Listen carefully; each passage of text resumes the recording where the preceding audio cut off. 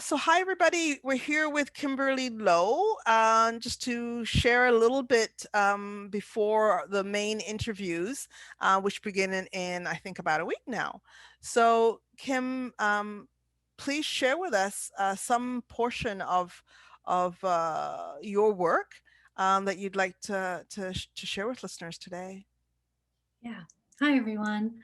My name's Kim, and I recently co authored this book, Compassionate Conversations, with Diane Michelle Hamilton and Gabriel Menegale Wilson.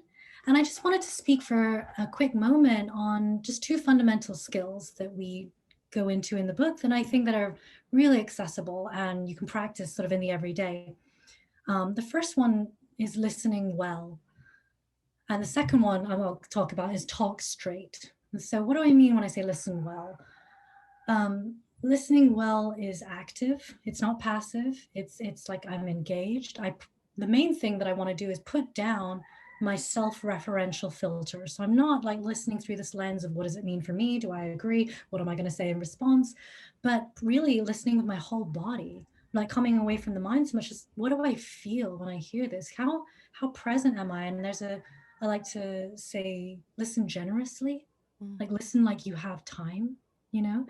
Um, and then to give the other person an experience of them being heard, it can be really helpful to just reflect back a few words of what you heard them say. It doesn't have to be a memory quiz test of like, did I get it all right? But if you can just share back, sometimes it's most direct to just use some of their own words. This is what I heard you say. Did I get that right? Or sounded like you were feeling this. If I hear them using a word, capturing the emotional tone, can really help the speaker feel heard. That's so relieving. That's so good when our message is understood. And when we can offer that to each other, it's really, really good practice. And we can help build in conversation much better when we have the listening down. Mm. The next skill that I wanted to mention is talking straight. And so, of course, this will be culturally determined, right, as to how honest or blunt or direct or covert or subtle one would be. But fundamentally what's important is to have alignment between your speech and your body mind, so you're speaking truthfully. uh, best to, I think sometimes it's best to say what you really want to say rather than saying the four other things first and then come, just like go into what you really want to say and to shed it from accusation. Just leave the judgments, leave the accusational language out of it, but really speak directly to your own experience using I statements. um, is a good signpost for that. And when we talk straight and we speak truthfully, we also build our courage to share who we really are, and our courage to also work with the feedback that we might get. There might be disagreement, there might be more question, there might be challenge, but we create a more wholehearted environment when we are speaking our truths and when we are listening and receiving one another. Mm, beautiful. Thank you. Is there any practices that we can do maybe around heart opening that might support us in being able to drop the accusations and the judgment and all of that? Hmm, good question. I'm thinking mainly of like something like loving kindness or some kind of meta heart. Does it I does am. that does that make a difference, do you think? I am a big fan of those practices. I think there are a few steps to pave between that and the parts where we actually feel anger and opposition that might lead us to talk with more Mm, judgment in our language. So I do think loving kindness practices, cultivating compassion, metta is really, really important.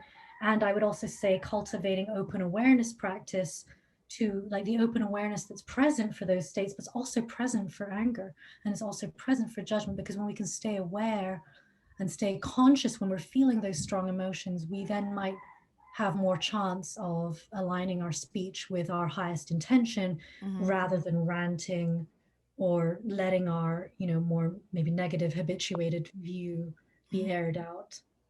That's great. That's great. Thank you so much. You're welcome. You're helping us breathe some space into our conversations so that we can, really be who we want to be in relationship to the people in our lives. Thank you for that.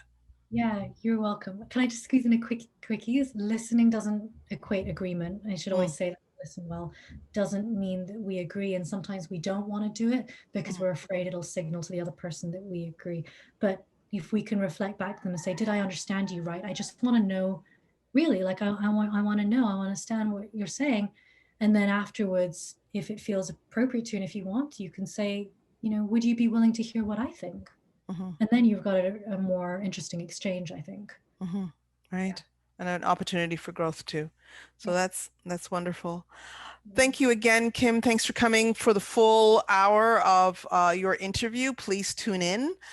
Go to the website conversationsforworldchange.com and register so you can get Kim and the other 5 speakers full interviews. There's a lot of rich and interesting and powerful relationship changing offerings there. Thank you. Thank you.